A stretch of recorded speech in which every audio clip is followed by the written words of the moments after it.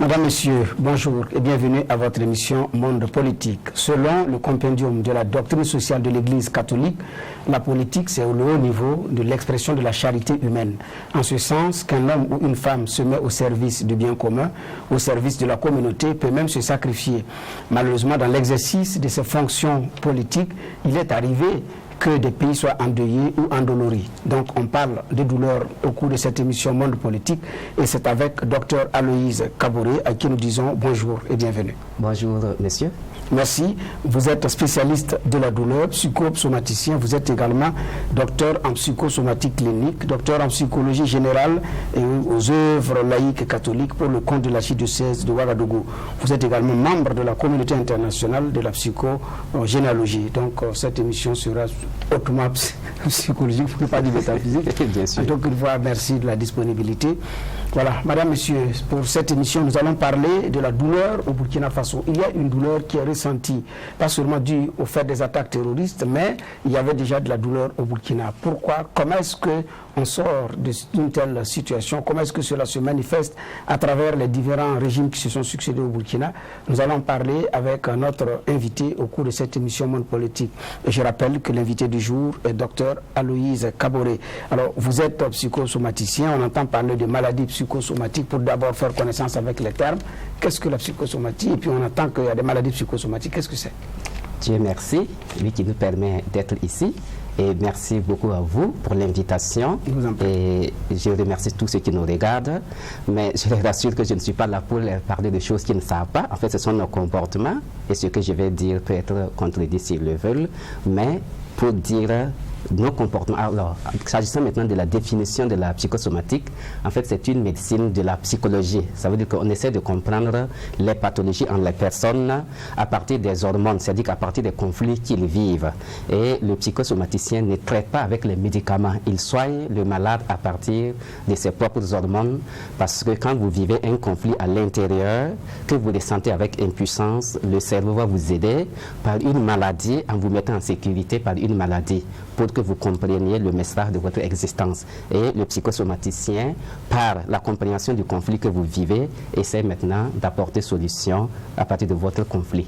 Donc vous dites qu'il y a des maladies qui sont physiques, mais les causes ne sont pas physiques, donc on alerte le cerveau. Mais comment se fait la prise en charge? En ce moment, vous allez prendre des médicaments pour guérir? Non, l'être humain est un fabuleux programme qui dispose en sa personne tout ce qu'il faut pour guérir. Ça veut dire qu'on essaie de comprendre la maladie en la ramenant au niveau de la conscience pour que le cerveau trouve son existence inutile et maintenant cesse la pathologie, mais à partir de la compréhension de la maladie et à partir des hormones de la personne. D'accord. Est-ce que c'est ça, c'est de ces maladies, quand on parle, on dit qu'il y a des maladies qui sont liées aux émotions, les causes sont émotionnelles, est-ce que c'est la même chose? Alors, je vais vous surprendre en disant que toute maladie, toute pathologie commence toujours par nos chocs émotionnels. Ah oui? Oui. Toute maladie? Toute maladie, toute pathologie et toute douleur d'ailleurs. Commence par les chocs. Les chocs émotionnels. Quand vous ressentez une douleur avec impuissance, votre organisme sera obligé d'activer un système de défense. Et maintenant, si continuellement vous êtes impuissant, le cerveau vous met en sécurité par une maladie. Et le psychosomaticien essaie de comprendre, comme je disais, pourquoi vous êtes dans ce conflit et supprime le conflit et immédiatement la guérison est instantanée. Alors donc quand vous dites que le cerveau met le corps en sécurité par une maladie, est-ce que ce n'est pas paradoxal? Non, justement, quand vous êtes malade, en fait c'est ainsi que votre corps fonctionne bien.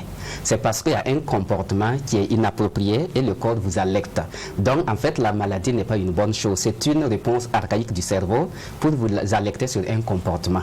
Donc, la maladie est une mise en sécurité. Par exemple, quand vous êtes continuellement en conflit avec votre femme, alors avec un grand stress, le cerveau va vous mettre en sécurité. Quand vous serez à l'hôpital en train de vous soigner, vous allez voir que vous cessez immédiatement ce conflit. Alors donc, c'est une mise en sécurité de la personne quand on est malade, en fait. D'accord, donc il suffit de régler la cause émotionnelle et la personne guérira. Puisque le corps est la réponse de ce qui ne va pas à l'intérieur.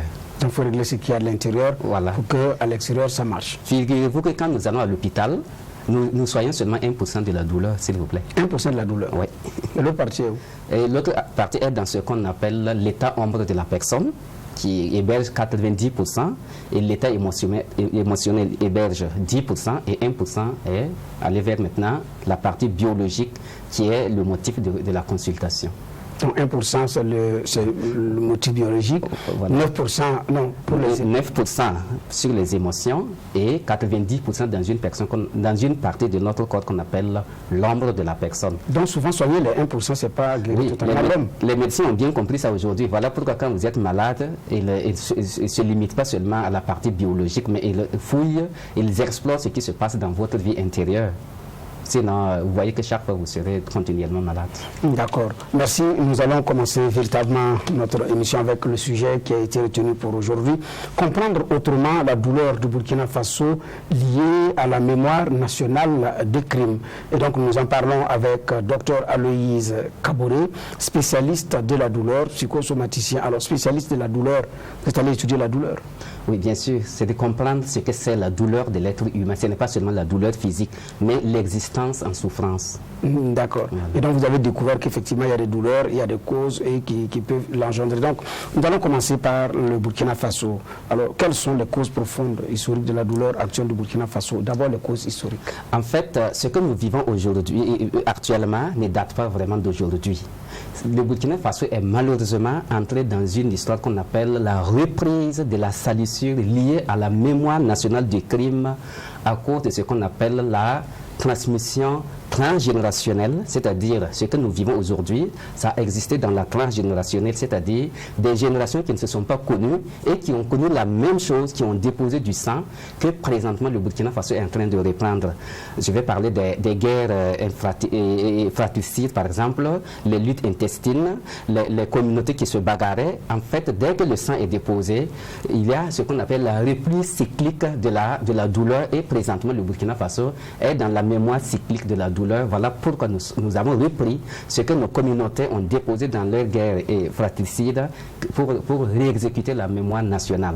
Ça, c'est la cause transgénérationnelle, c'est-à-dire des générations qui ne se sont pas connues, mais qui ont déposé du sang sur le sol burkinabé. Ouais. Il y a malheureusement aussi la cause de la transmission intergénérationnelle, c'est-à-dire les communautés qui se sont connues, ça limite dans les 80 ans, 100 ans aujourd'hui, qui ont déposé aussi du sang, que malheureusement, le sol avait enregistré le sang, le sol en a bu beaucoup et le sol a réagi et nous sommes en train de reprendre cette mémoire nationale du crime pour exécuter. Par exemple, ce que nous sommes en train d'exécuter maintenant comme mémoire nationale du crime lié à ce que nos ancêtres avaient fait, si nous ne le pacifions pas, dans 100 ans, dans 80 ans ou 100 ans, nos enfants vont reprendre la même mémoire pour rester loyaux à nous, comme nous sommes présentement loyaux à nos ancêtres, dans la mémoire nationale du crime liée au sang. Donc il faut des choses qui peuvent être rectifiées. Bien sûr, sinon autrement la mémoire va se perpétuer. Donc oui. Les causes historiques, c'est la transgénérationnelle liée au sang, la mémoire nationale du crime liée au sang dans la transgénérationnelle, c'est-à-dire on ne les a pas connues ces générations-là, et dans l'intergénérationnelle, c'est-à-dire que ce sont des générations que des personnes toujours vivantes ont vu les guerres communautaires et autres là, et à cela aussi, il y a aussi la guerre liée au colon quand il arrivait, il y a eu du sang, alors nous reprenons le même sang qui a été versé. D'accord. Alors, il y a aussi les causes généalogiques. Oui, les causes généalogiques, en fait, si vous voulez, on a affaire beaucoup à... Quand vous prenez, par exemple, ce qui s'est passé à Tsolam, ou bien c'est à Yirgou, là, on a vu que c'était la route du colon. Il y avait un colon qui venait vers Ouagadougou, là.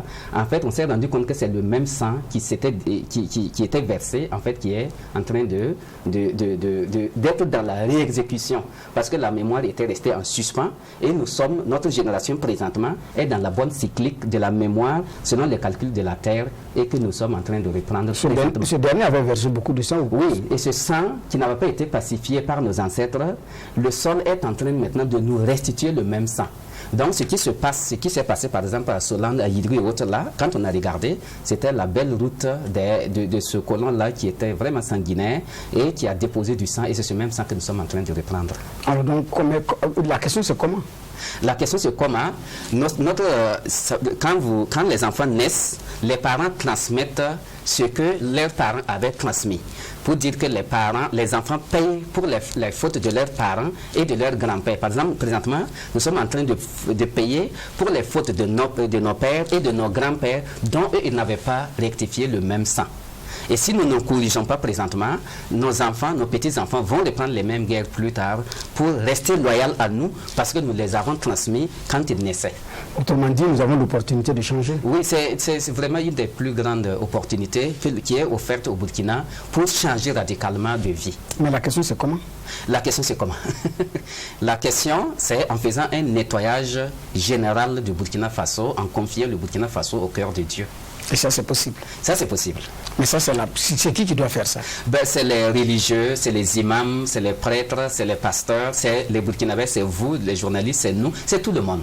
Parce que tout le monde est responsable de ce sang qui est en train de... Il y a une méthode quand même. Bien sûr, c'est des méthodes de haut niveau. Ce n'est pas en 50 minutes d'enregistrement d'une émission. Oui, mais vous dites que c'est tout le monde, c'est les journalistes et tout et tout. Oui. Moi qui suis là, mais il y a des niveaux de responsabilité. On a un chef de l'État, on a des dignitaires religieux, on a des dépositaires, mais qui sont beaucoup plus fondés qu'un simple citoyen. Tout le monde est responsable du sang que nous sommes en train de souffrir aujourd'hui et responsable de la pacification du pays au même niveau. Par exemple, vous êtes responsable du sang de quoi, de qui?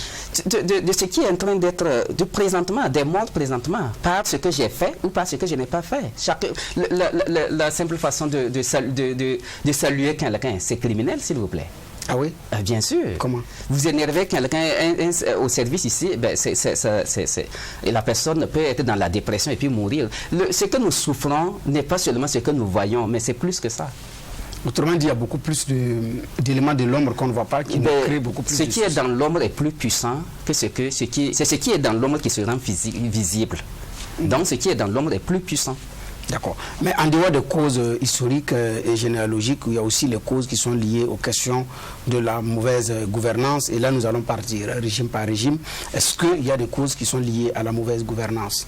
Oui, bien sûr. De la douleur dans un pays. Oui, malheureusement, quand on regarde, quand on commence par le régime comparé, oui, le régime comparé. La petite erreur, ou si vous voulez, la grosse des erreurs qu'ils ont pu commettre, c'est au niveau justement de la terre dont nous venons de parler. En fait, la terre est, comme je disais à quelque part, est une entité spirituelle. Le sol est divin.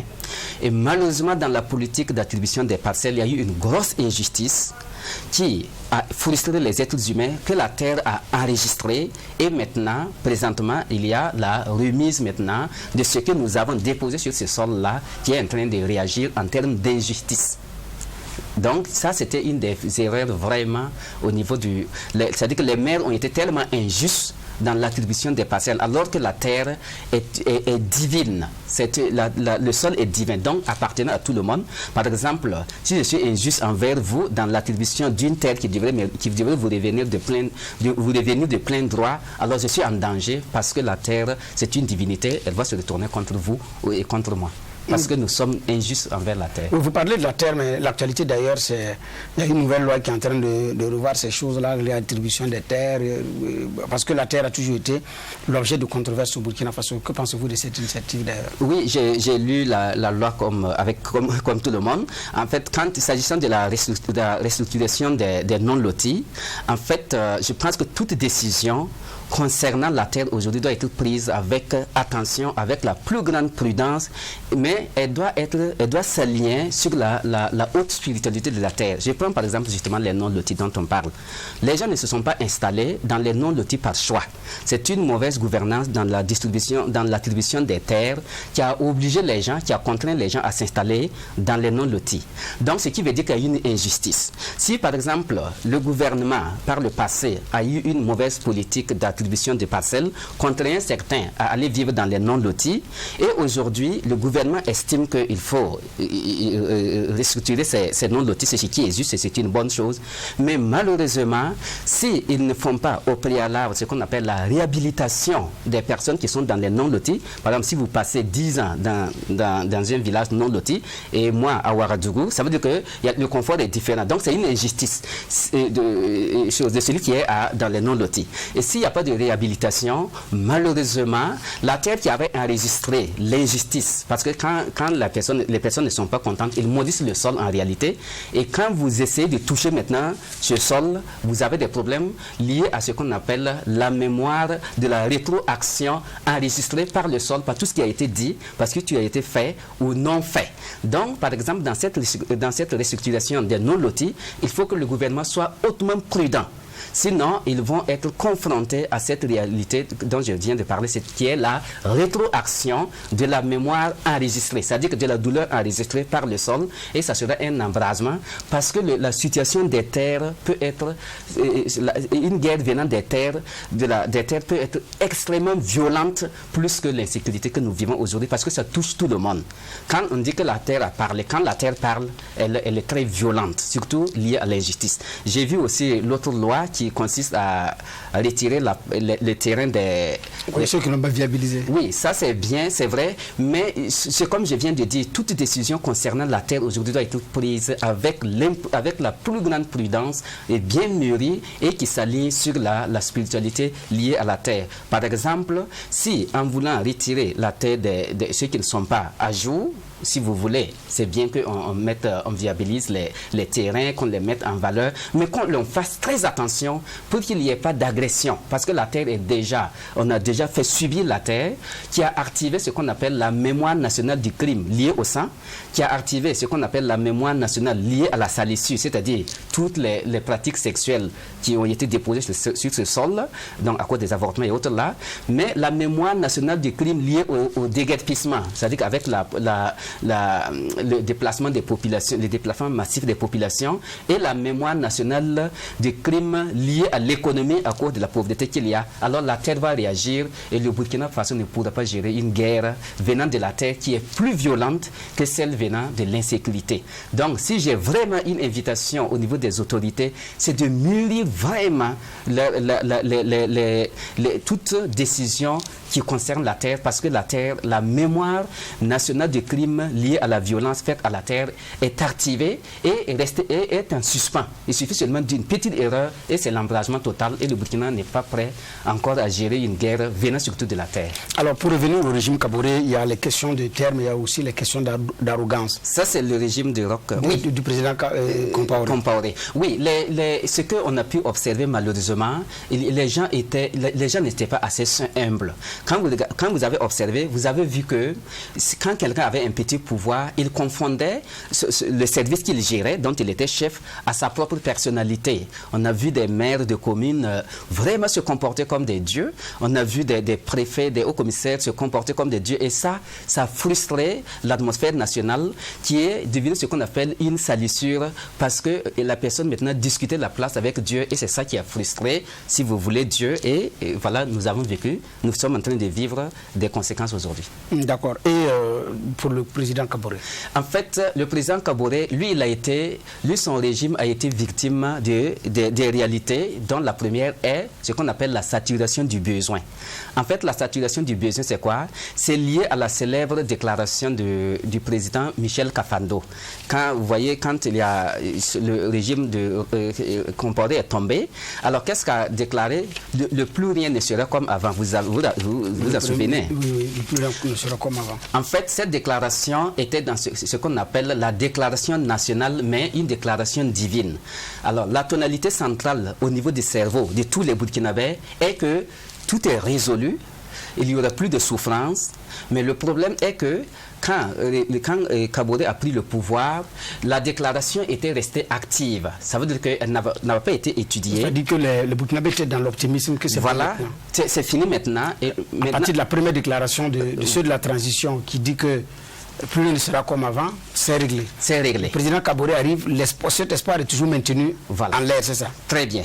Maintenant, comme les Burkinabés ont constaté que les choses ne suivent pas selon la déclaration de Michel Kafando, le président Michel Kafando, ils ont fait ce qu'on appelle la malédiction à distance à cause d'un phénomène humain qu'on appelle l'ombre de la personne. Par exemple, quand j'ai dit, oh, mais qu'est-ce qu'il fait là, celui-ci? En fait, j'envoie des zones vibratoires et c'est ça qui est constitué une ombre nationale national et qui était très lourd, très pesant sur le président. Donc lui, il a souffert de ça. Il a souffert aussi d'un phénomène qu'on appelle la sortie des dames, des femmes. Vous rappelez que quand on voulait chasser le président, il y a des femmes qui sont sorties. Oui, sur le président Compaoré. La marche des spatules. Voilà, avec des symboles de femmes. Oui. En fait, je ne sais pas comment les traditionnels ont pu autoriser cela, mais la sortie avait une portée très symbolique et de haut niveau de spiritualité. Par exemple, prenez par exemple une seule femme qui est en période de menstruation, c'est-à-dire quelqu'un qui voit ses menstrues et qui est en train de préparer. Vous allez voir que la femme magnétise le repas et quand vous mangez, vous allez voir que vous ne vous sentez pas bien. Ça, c'est pour une seule femme.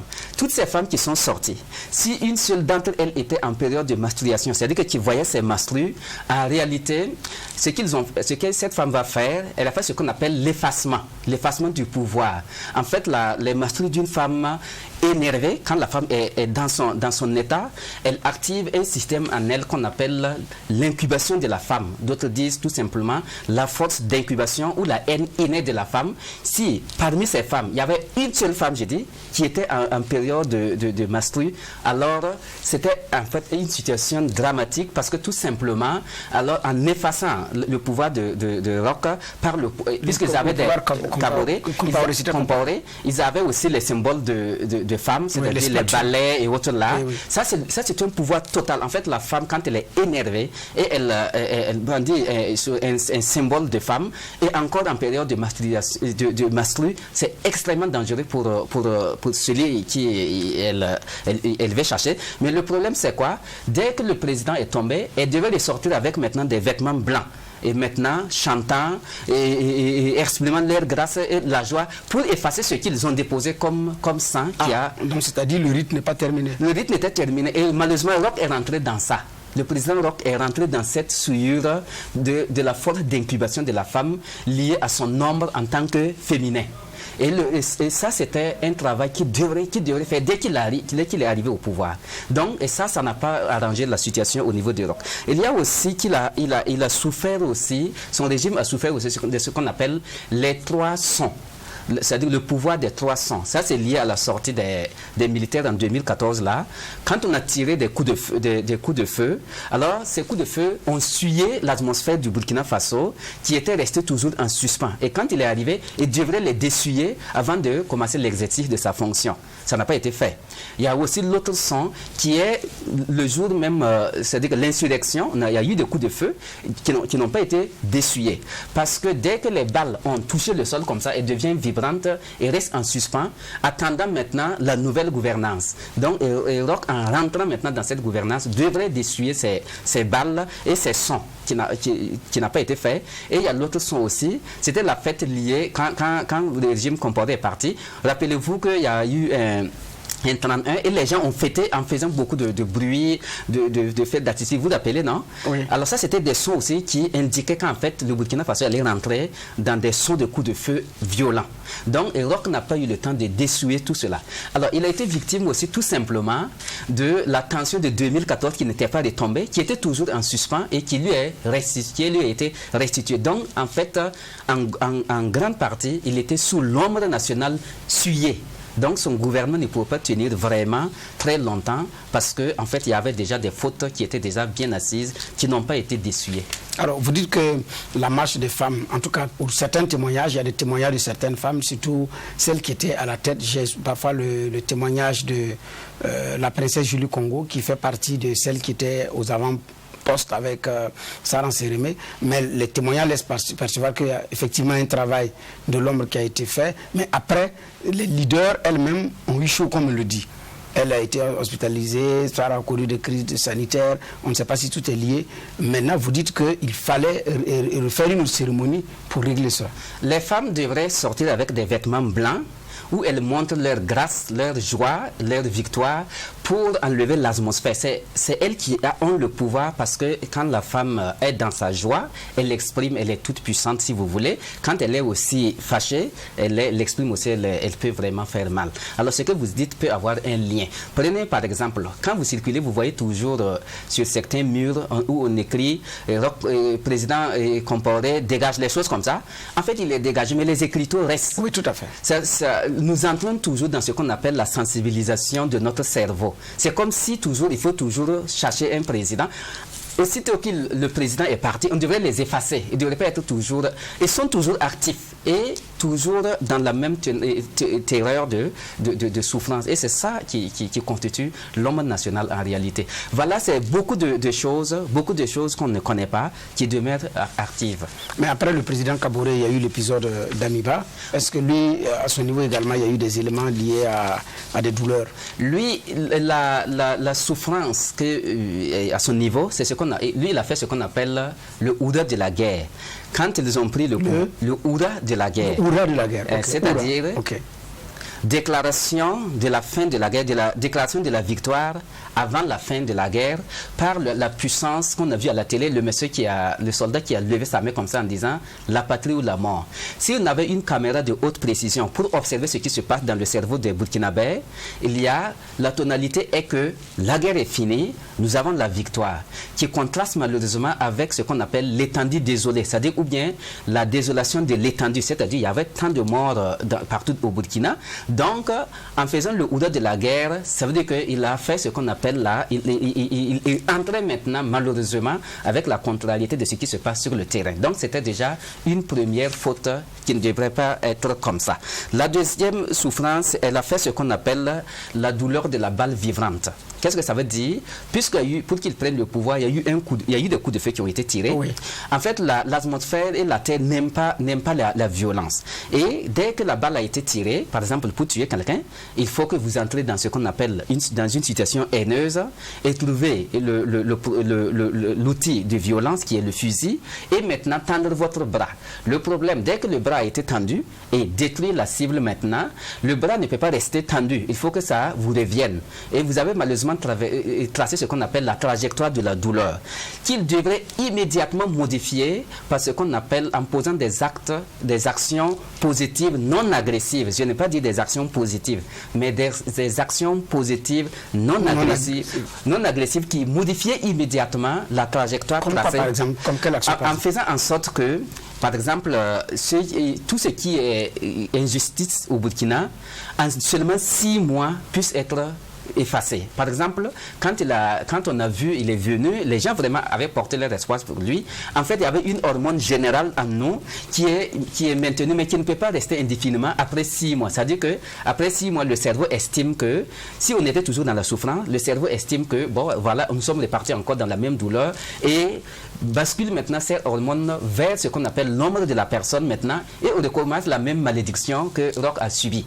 Donc, en faisant le Ouda de la guerre, il ne disposait seulement que 6 mois pour que l'hormone en nous, c'est-à-dire que l'hormone de bénédiction, d'espoir, reste toujours active. Sinon, basculer vers l'ombre et la malédiction recommence. Donc, lui, il a été victime de la déclaration du Ouda de la guerre, c'est-à-dire la victoire avant la fin de la guerre, et qui contrastait malheureusement avec les réalités sur le terrain. D'accord, mais avant d'arriver à tout ça, oui, il y a eu le régime Kaboré, le régime Compaoré, Kaboré. À vous entendre parler, oui, leur chute dans ces conditions, c'était inévitable.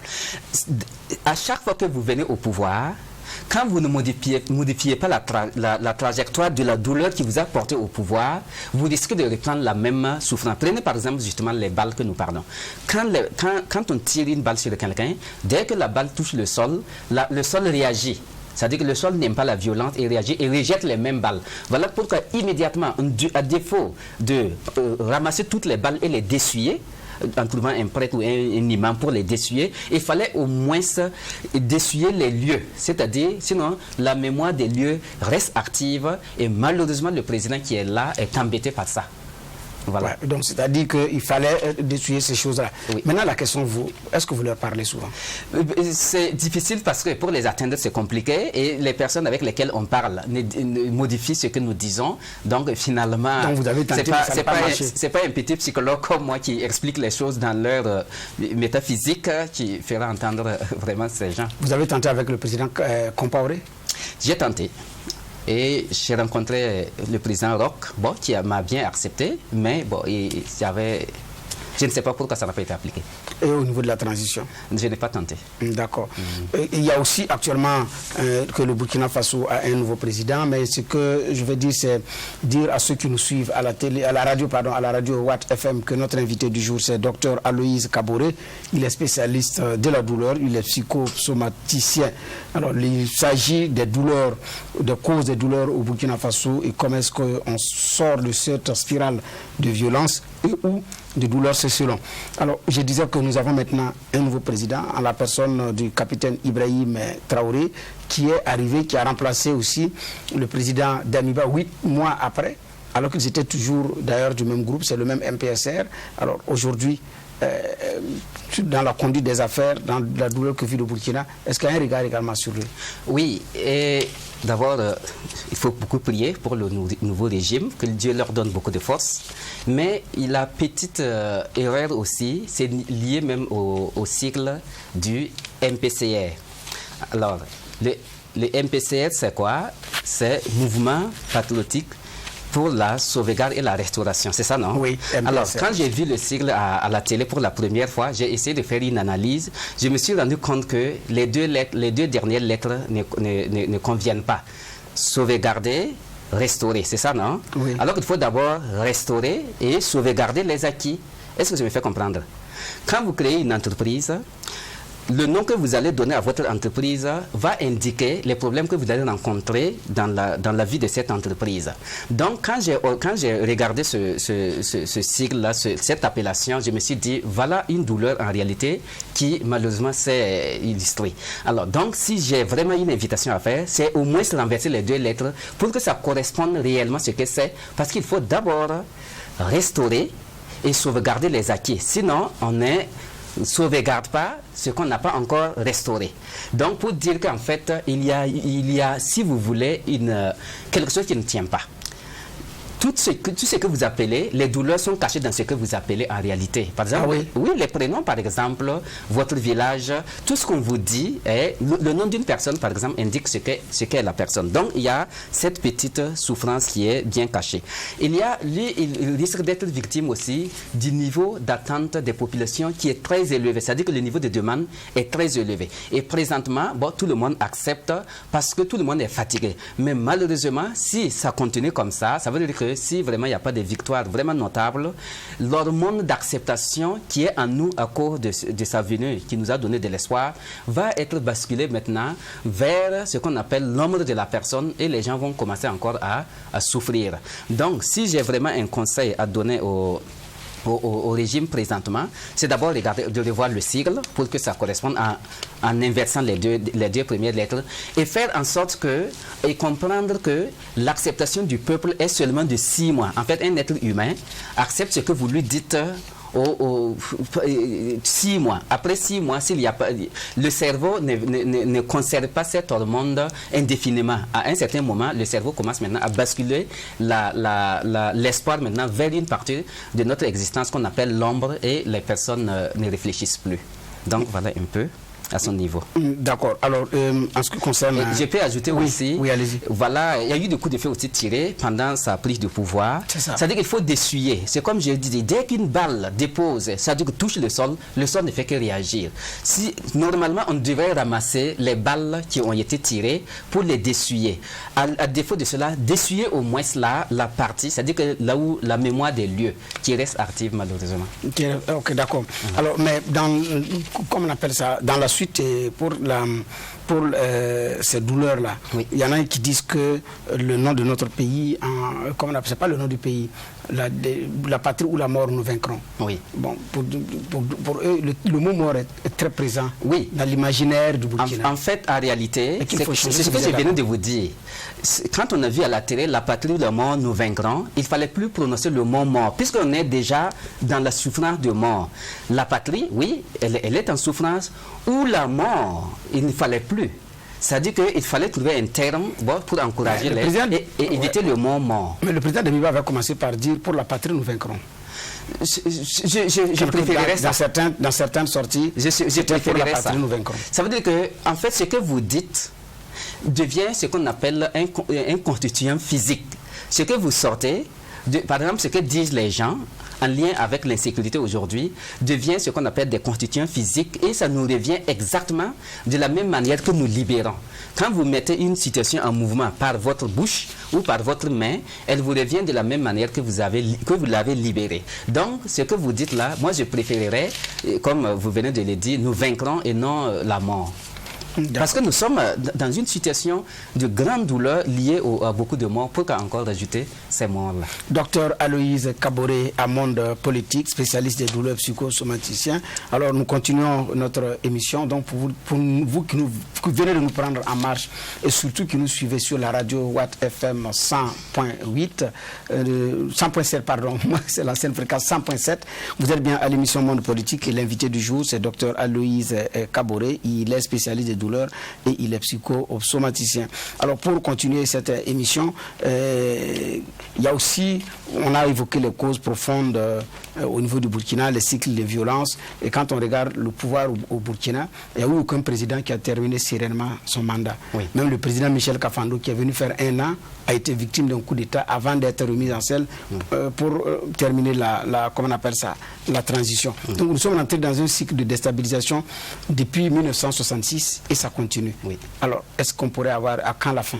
À quand la fin, c'est si nous changeons de comportement. En fait, c'est chaque Burkinabé doit changer de comportement, revoir sa vie, faire un retour sur soi en vivant ce qu'on appelle l'amour du prochain. Si vous aimez votre prochain, est-ce qu'on va parler de guerre? Donc, en vivant dans la justice, c'est-à-dire que la petite justice même en famille, là, il faut commencer par vivre la justice en famille, la justice au service, l'amour du prochain au service, et vous allez voir qu'on ne parlera plus de toutes ces douleurs-là. Tout ce que nous sommes en train de vivre aujourd'hui, c'est parce qu'il a manqué d'amour, tout simplement. C'est tout? Oui. D'accord. Mais il y a aussi, tout récemment, lui, il a été enterré. L'exhumation des restes de Thomas Sankara, ça a été beaucoup de commentaires, mais il a été enterré il n'y a pas longtemps. Que pensez-vous? Parce que l'exhumation a soulevé beaucoup de controverses. Vous qui êtes dans le domaine des douleurs et tout, que pensez-vous de ça? C'est vrai que vous l'avez souvent évoqué, mais maintenant, il a été enterré. Autant dire que c'est fini à ce niveau maintenant. Alors, ce qui touche Thomas Sankara touche en fait tout le pays, puisqu'il a été un président. Oui. Donc, ses décisions impactaient tout le pays. Donc, toute mémoire qui touche Thomas Sankara touche le Burkina Faso. Donc, rappelez-vous que je disais à quelque part, en fait, regardez par exemple une simple tombe. Ça veut dire une tombe d'un individu que vous profanez. Ça veut dire que vous ouvrez. Ce qui est dans la tombe va s'échapper. Et malheureusement, celui qui a ouvert la tombe aura affaire à ce qui était dedans qui l'a permis cette douleur de s'échapper. Alors, ce que les Burkinabés ont fait, ils ont fait ce qu'on appelle la mémoire nationale du crime liée à la profanation de tombes et au pillage de tombes. Mais je crois que les autorités de ce pays et avec les traditionnels, ils ont fait ce qu'il faut faire pour éviter la mémoire nationale du crime liée à la profanation de tombes, parce que tout simplement, Thomas Sankara, il a été tué et enterré sûrement, peut-être avec les mêmes vêtements, c'est-à-dire enterré violent. Donc, ce qui renfermait cette douleur, il ne fallait pas ouvrir. Mais comme je dis, comme il y a des mathématiciens au Burkina, il y a des traditionnels au Burkina, des psychologues, ils ont dû faire une consultation pour éviter que cette douleur ne soit diffuse sur toute l'étendue du territoire. Sinon, autrement, qu'est-ce qui se passe? Quand nous entrons dans la mémoire nationale du crime lié à la profanation du tombe, C'est-à-dire qu'en ouvrant la tombe, ça c'est profanation de tombe selon la mémoire de notre cerveau, mais au pillage de tombe à cause de la terre qui va être sortie de la tombe. Qu'est-ce qui se passe? Par exemple, en ouvrant la tombe, si toutefois il y a que la terre avait touché le cercueil ou le corps de Thomas Sankara, mais et cette terre n'a pas été totalement remise dans la tombe, alors cette terre constitue maintenant une mémoire familiale de crimes liés à la profanation de... Ça touche la famille maintenant? Ça touche tout le monde, pas la famille, mais tous les Burkinabés. Ça veut dire que s'il y a des restes de terre qui n'ont pas été remises dans la tombe, mais le vent va balayer cette terre-là et c'est tout le Burkina en fait qui est touché. Mais je crois que ouvrir une telle tombe, je pense qu'ils ont fait ce qu'il faut faire. Sinon, je pense qu'ils ne vont pas oser à cause de ce qu'ils savent. Les traditionnels connaissent ce que je suis en train de dire. Et ça, c'est au niveau de la tombe. Mais on peut parler au niveau aussi du jugement. Oui. Quand quelqu'un décède, il faut faire attention de ce que vous allez dire sur la personne. Parce que la personne assiste à tout ce qui lui concerne. Par exemple, pendant les enterrements, on a pu observer qu'en réalité, les morts assistent à leur propre enterrement. Vous allez... Ah oui? Oui. S'il y avait une belle caméra pour observer ce qui se passe pendant l'enterrement, en branchant tout simplement la tête de ceux qui sont là avec une caméra géante, on allait observer, selon ce que les gens disent du mort, et c'est comme la réaction au niveau du cerveau. Prenez par exemple un catéchiste qui est en train de bénir un corps avant l'enterrement. On peut observer dans les réactions électriques de son cerveau en fonction qu'il loue la personne ou il insulte la personne. En fait, le mort, quand il est là pendant l'enterrement, c'est pour apaiser les gens. Les gens vont sentir à un certain moment qu'ils ont un certain apaisement ou pour régler les comptes des personnes qui étaient contre lui et qui sont dans l'enterrement. Voilà pourquoi quand quelqu'un meurt, on cesse de parler de lui. Dans le cas de Thomas Sankara, c'est au niveau du jugement. En fait, ce que peut-être ils n'ont pas su, Thomas Sankara était présent dans le jugement. Et voilà pourquoi toute action qui a arrêté le cours du jugement, c'est-à-dire qui n'a pas été juste, malheureusement, constitue une mémoire. Et dans 100 ans, 150 ans, alors malheureusement, on va retomber dans la même chose. Donc, l'ouverture de la tombe de Thomas Sankara, je pense qu'ils ont pris ce qu'il faut, ils ont fait ce qu'il faut pour éviter que cette mémoire ne revienne. Bon, ils l'ont ramené d'ailleurs sur le lieu où il est tombé, voilà, pour l'enterrement. Oui. Alors, pour poursuivre cette émission, madame, monsieur, sachez aussi qu'il y a des causes qui sont liées aux souillures qui ont été faites au Burkina Faso, au niveau des populations, le mauvais comportement. Est-ce qu'on peut en parler? Oui. Parce qu'il n'y a pas que les crimes commis par... Tout à fait. Dans la même mémoire, je vais parler de nos combattants, de nos vaillants combattants, qui malheureusement... qui constituent aussi une mémoire selon nos traitements, nos populations, nos comportements. Par exemple, le soldat, si vous voulez, un soldat est un leader religieux en réalité. Oui? Oui, un soldat, si vous voulez, dans le temps, c'est un prêtre, c'est quelqu'un, parce qu'il gère l'âme du pays. Donc, maintenant, si nous avons des comportements qui frustrent nos soldats présentement, en fait, il y a un danger à ce niveau. Parce que... là, il faut faire attention aussi. Ah oui, il faut faire attention parce qu'un soldat qui va en guerre, alors qu'il est triste, prenez par exemple un soldat qui doit traverser toute la ville de Ouagadougou pour aller en guerre et il doit regarder toutes ses réjouissances. En fait, nous le frustrons en réalité. Malheureusement, s'il n'est pas content de la population en allant à la guerre, s'il n'est pas content de sa hiérarchie, s'il meurt, il transmet immédiatement sa douleur. Prenez par exemple, on a vu ça dans les hôpitaux. Par exemple, quand vous êtes avec un malade et vous êtes fâché contre ce malade, s'il meurt, il vous transmet immédiatement la pathologie qui l'a tué. Donc, si un soldat va en guerre alors qu'il est triste, dès qu'il tombe, immédiatement il y a une transmission. Et ça constitue une autre mémoire renforçant l'insécurité en réalité. Donc, à ce niveau, voilà pourquoi il faut faire en sorte que nos soldats, ceux qui combattent pour nous, soient heureux. Il y a aussi la mémoire, malheureusement, des personnes décédées pendant le combat, que ce soit du côté de l'ennemi ou du côté de nos forces de l'ordre, de nos forces de la défense, qui n'ont pas été ensevelis. Quand un corps est déposé, qui n'a pas été enseveli, en fait, ce corps dégage une vibration extrêmement toxique et qui renforce encore la mémoire nationale du crime lié au sang. Donc, ce sont des comportements malheureusement ignorés. Et regardez, par exemple, quand il y a des tueries, vous voyez l'hélicoptère qui amène les corps à Ouara, vous avez regardé ça, non? En fait, si dans cet avion, il n'y a pas un leader religieux, c'est-à-dire un guide spirituel qui apaise les souffrances, on va voir que de là où il a quitté jusqu'à Ouaré ici, en traversant les villes et les villages, laisse tomber encore des phénomènes de douleur et traçant encore une trajectoire. Et plus tard encore, c'est des douleurs et le même chemin, c'est-à-dire que la même trajectoire. Ça veut dire que là où l'avion est passé, encore il y aura des tueries, en tout cas selon la douleur cyclique. Donc voilà autant de douleurs malheureusement ignorées qui nous sont restituées en réalité. D'accord, donc parlons aussi de comportement de la population. Est-ce que cela peut constituer des sources de douleur pour une nation? Oui, la population malheureusement a un comportement. Regardez par exemple les avortements. Ça constitue, quand les enfants sont avortés, alors ils deviennent des entités spirituelles très agressives contre la population. Prenez par exemple les sexualités perverses, alors constitue aussi, vous avez des gens qui s'unissent à l'air libre, en fait ça constitue, si on a une caméra pour observer ce qui se passe quand quelqu'un s'unit à l'air libre, en fait cette personne est un danger en fait pour le pays parce qu'il dégage des réalités vibratoires extrêmement nocives, extrêmement toxiques pour le pays. Il y a ce qu'on appelle l'ombre nationale, c'est-à-dire les gens sont tellement fâchés, regardez en circulation, vous allez voir que les gens sont fâchés. Les gens, regardez le visage des gens, en fait ils émettent des douleurs à distance et qui maudissent encore le pays. Quand vous observez, rentrez dans les services, vous allez voir que les gens, il y a une fatigue générale, les gens sont énervés justement par la situation et ça n'arrange pas la situation. En tout cas, on entend régulièrement que ce pays-là, ça ne va pas, ce pays-là... Oui, et justement, leur façon de parler ne fait qu'encore renforcer cette insécurité.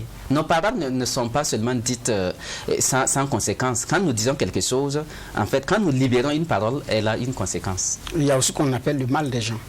Le mal des gens est que, en fait, ça c'est ce que je viens de parler, c'est vraiment l'ombre nationale.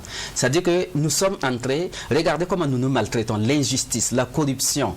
C'est-à-dire qu'il y a un état général du Burkina Faso, ce qu'on appelle la salissure générale du Burkina Faso, qui devient ce qu'on appelle vraiment l'ombre nationale et qui pèse sur nous et qui rend les choses encore plus compliquées. D'accord. Madame, Monsieur, vous êtes à l'émission Monde Politique de la radio Watt FM et de la télévision Free TV. L'émission se poursuit avec notre invité, Dr Aloïse Kaboré, spécialiste des douleurs et psychosomaticien. Alors, nous allons parler maintenant des causes liées à l'impudence. Qu'est-ce que ça veut dire? Et puis, est-ce qu'un pays peut être souillé également par ça? Oui, ça veut dire qu'en fait, c'est quoi? Nous cherchons notre chalut, pas salut, chalut. Ça veut dire que notre bien-être en dehors de Dieu. Quand vous regardez ce que nous avons dit au début de l'émission, il y a une arrogance. Ça veut dire que c'est comme si nous sommes maîtres de nous-mêmes. Et nous mettons de côté Dieu et nous cherchons maintenant notre propre chalut, salut si vous voulez, et en dehors de Dieu. Et nous nous comportons comme des animaux et nous nous attendons à être traités comme des humains. Voilà pourquoi nous souffrons. Donc ça veut dire que nous vivons en dehors de Dieu et nous venons mettre de nous-mêmes alors que non, nous ne sommes que des êtres humains. D'accord. Voilà pourquoi il y a l'impudence envers Dieu, c'est-à-dire qu'on discute la place de Dieu. Vous allez voir des gens qui se comportent comme des êtres en dehors alors qu'ils sont des humains. Donc l'impudence envers Dieu, malheureusement, le Burkina Faso. Nous avons chanté par moment que Dieu aime le Burkina Faso. Est-ce que nous aimons le Burkina Faso à partir de ce que nous sommes vraiment? Il y a l'injustice, il y a la méchanceté, il y a tout ce que vous voulez comme ingrédient au Burkina Faso pour qu'on souffre. Nous nous comportons parfois comme des animaux et nous nous attendons à être traités comme des humains. Ça ne marche pas. Alors nous nous comportons comme des animaux et nous attendons à être traités parfois et nous attendons à être traités comme des humains. Est-ce que réellement nous aimons notre pays? Mais qu'est-ce qu'il faut faire pour sortir d'une telle situation? Alors, ce qu'il faut faire, sachez seulement que selon l'histoire de l'humanité, on ne combat pas une douleur. Quand vous combattez une douleur, vous amplifiez cette douleur et vous finirez par la muter. On comprend une douleur et on compose avec elle et elle finit par s'éteindre d'elle-même. Ah oui? Oui. Je ne vais pas dire de ne pas combattre, mais en réalité, c'est essayer de comprendre pourquoi ceux qui ont pris les armes les ont pris. Qu'est-ce qui a fait? Qu'est-ce que nous avons fait? Qu'est-ce que nous avons fait pour les pousser à prendre les armes? On dit que le terrorisme, il y a même des autorités burkinabées qui ont dit qu'il y en a partout aux États-Unis, donc c'est un phénomène mondial, donc arriver au Burkina, c'est un fait naturel. Comme si c'était un fait banal. Oui, mais nous souffrons de façon unique. C'est ce qui nous concerne. Ça nous concerne et nous souffrons. Nous avons notre douleur propre à nous-mêmes. Donc, c'est d'abord comprendre pourquoi ceux qui ont pris les armes les ont prises. Deuxièmement, essayer de comprendre, est-ce que la façon dont nous combattons la douleur, est-ce que nous ne l'amplifions pas? Dès que nous comprenons cela, en fait, nous commençons maintenant à entrer dans ce qu'on appelle la négociation. Là, quand vous regardez l'histoire de l'humanité, c'est la négociation qui a toujours été, qui cesse une douleur. Combattre une douleur égale à l'amplifier. Je n'ai pas dit de ne pas combattre. Égale à l'amplifier et la muter. Et regardez par exemple le cancer. Combien d'années, depuis tant d'années, on lutte contre le cancer, mais vous voyez que le cancer est toujours là, le terrorisme justement, on lutte contre le tabagisme autour de là. Mais est-ce qu'on en vient au bout de ces choses? Donc, pour le Burkina spécifiquement, c'est comprendre pourquoi la douleur est là présentement. Ça, c'est la première chose. Deuxième chose, que les êtres humains s'engagent dans une vie de vérité, dans l'équité, dans la justice, dans l'amour. L'amour du prochain, l'amour de Dieu, l'amour de soi-même. Et troisièmement, consacrer le pays maintenant au cœur de Dieu en faisant ce qu'on appelle un nettoyage général du Burkina Faso. Et je pense que c'est ça qui va nous sauver. Oui, mais là, il faut par exemple, vous et moi, dans notre posture, c'est difficile parce qu'on a quand même des autorités. Il faut que ces autorités-là soient en phase avec ce que vous dites. Parce que vous dites que vous avez approché certains, Blaise Compaoré, Roch-Marc Christian Kaboré, mais apparemment vous n'avez pas été écouté. Alors, comment est-ce qu'on en craint? Vous dites comprendre la douleur avant de composer avec elle, qui n'exclut pas aussi de combattre, comme vous l'avez dit. Oui, mais pour moi, il faut comprendre le pourquoi il y a cette douleur. Pourquoi à chercher? Voilà. Sinon, si nous ne comprenons pas pourquoi la douleur, nous allons soit la muter ou bien on va l'amplifier. Parce que c'est comme j'ai dit, quand on combat une souffrance, en fait, on amplifie la souffrance. C'est composer avec elle, elle va s'éteindre d'elle-même par l'auto-épuisement. Et c'est ça, en fait, qu'on peut pacifier le Burkina Faso. D'accord. Il y en a qui, au niveau du Burkina, il y a plusieurs moyens. Il y en a qui font des veillées de prière. Voilà, il y en a qui font des sacrifices d'animaux, tout ça pour essayer de trouver une solution. Oui. Alors, est-ce que tout ça mis ensemble? Et à côté aussi, souvent on a entendu, je pense sur le président Kaboré, on a entendu une exhortation aux différentes communautés à prier pour le Burkina Faso. Certains s'en sont moqués. Sous Damiba, le même refrain avait été également repris, qu'il fallait prier, qu'il fallait prier pour le Burkina, jeûner et prier pour le Burkina, chacun dans sa religion. Il y en a qui s'en sont moqués, mais bref. Alors, ces initiatives-là, dans un monde rationnel, est-ce que ça peut marcher? Mais justement, quand vous êtes dans un monde rationnel, en fait, nous sommes des êtres spirituels. Et le problème, nous n'avons pas conscience que nous sommes des êtres spirituels. Et ce que vous venez de dire, par exemple, quand vous parlez justement de la prière, c'est une bonne chose. Mais malheureusement, les gens prient avec un cœur haineux. Voilà pourquoi ça n'en donne pas. Regardez comment les églises sont pleines, les mosquées sont pleines, mais les temples sont pleins, mais en réalité, nous sommes toujours dans la douleur. Un vieux a bien résumé ça en disant qu'il y a 50 ans, lui, il ne voyait pas autant de mosquées, autant d'églises, autant de temples, mais il ne fermait pas sa porte. Mais il n'y avait pas de vol. Mais aujourd'hui, il y a beaucoup d'églises, il y a beaucoup de temples, il y a beaucoup de mosquées, mais vous fermez votre porte. Vous mettez beaucoup de sécurité pour votre propre sécurité. Pourquoi? Donc, s'il y a autant d'églises, autant de croyants, on ne devrait pas assister à cette douleur. Ça veut dire que nous prions, mais avec des cœurs haineux. Voilà pourquoi, je n'ai pas dit que Dieu n'exerce pas. Si justement nous n'avons pas la miséricorde de Dieu, si jusqu'à présent nous tenons toujours, c'est que cela tient à la miséricorde de Dieu. Autrement, on va, en dehors de Dieu, nous allons vraiment sombrer et de la manière la plus lamentable. Donc nous sommes avant tout des êtres spirituels, vous dites? Des êtres spirituels, mais nous n'en sommes pas conscients. C'est ça le problème. Nous fonctionnons dans le matériel, dans ce que nous voyons, alors que l'être humain est plus que ce qu'on voit. Voilà pourquoi, en fait, on ne peut pas détruire un être humain parce que c'est ce qui est de meilleur dans la création, comme c'est dit au niveau de l'Église. Quand on détruit un être humain, on atteint directement Dieu. Voilà pourquoi, continuellement, le Burkina Faso est dans la douleur parce qu'il y a beaucoup de sang qui a été déposé sur ce sol burkinabé. Et on a menti également sur certains morts. Et sur certains sangs qui ont été versés, on n'a pas dit la vérité. Mais le problème, quand vous mentez sur un mort, ce mort va se venger parce qu'il devient un être spirituel que vous... Par exemple, avant de tuer quelqu'un, c'est vous qui avez le pouvoir, mais quand vous le tuez, c'est lui maintenant qui a le pouvoir. Ah oui. Les rôles s'inversent après. Oui, bien sûr, puisque vous avez enlevé la partie que vous voyez, mais la partie que vous ne voyez pas, vous n'avez pas de pouvoir sur ça. Et c'est ça qui revient vous embêter. Quand on ment sur un mort, c'est extrêmement grave. Alors, et maintenant, dans notre contexte actuel, il vous dit qu'il faut comprendre la douleur, oui, et puis composer avec elle pour qu'elle puisse disparaître. Tout à fait.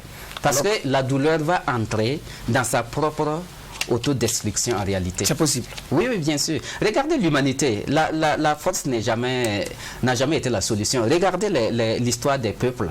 C'est la négociation. c'est la compréhension du pourquoi. En fait, l'ennemi, en réalité, si vous voulez, nos comportements pervers, c'est-à-dire que notre façon de vivre en dehors de Dieu est plus grave que l'insécurité, si vous voulez. C'est nos comportements ce sont nos comportements qui ont engendré cette insécurité. Donc, la solution est en nous. Donc, il faut chercher la solution en nous-mêmes et non dehors. Si vous voulez, la solution est en nous et moins dehors. D'accord. Alors, mais les pays occidentaux ont connu également des cycles de violence. Il y a eu du sang qui a été versé. On a même eu l'épisode de guerre mondiale. Mais tout porte à croire qu'il n'y a plus de guerre là-bas. Est-ce qu'ils ont réglé le problème? Ils ont réglé le problème pas avec la violence, mais avec le dialogue. Avec le dialogue, on peut parvenir à de grands résultats. Quand on lutte contre quelque chose, on amplifie la chose ou on la mute. Mais dans notre contexte actuel, il y en a qui ne veulent pas entendre parler de dialogue le dialogue avec les forces combattantes. Il faut comprendre le pourquoi ceux qui nous combattent le font. Comprendre vraiment le pourquoi. C'est peut-être par notre comportement. Et le président l'a très bien dit que c'est la mauvaise gouvernance qui est le résultat de ce que nous voyons. Il a bien dit et c'est réel. S'il y a des peuples qui ont été oubliés, s'il y a une grande injustice, l'injustice est toujours là. Ce que nous déposons nous revient de la même manière que nous l'avons libéré. Ce que nous déposons nous revient de la même manière que nous l'avons libéré. C'est sur ces mots que nous vous disons merci de nous avoir suivis. Merci à Dr Aloïs Kaboré d'avoir répondu présent à notre invitation. Je rappelle que vous êtes spécialiste de la douleur. Vous êtes également psychosomaticien, donc docteur en psychosomatique clinique, voilà. Je prononce bien, et puis docteur en psychologie générale, membre de la communauté internationale de la psychogénéalogie. C'est vraiment technique. Je pense que nos éditeurs et nos téléspectateurs ont capté l'essentiel. Nous vous disons merci d'avoir répondu présent. Merci à vous. Merci. Madame, messieurs, c'est la fin de cette émission. Nous vous disons merci, vous qui l'avez suivi, et nous nous donnons rendez-vous le week-end prochain pour un autre numéro de votre émission Monde Politique. Au revoir et bien de choses chez vous. Merci.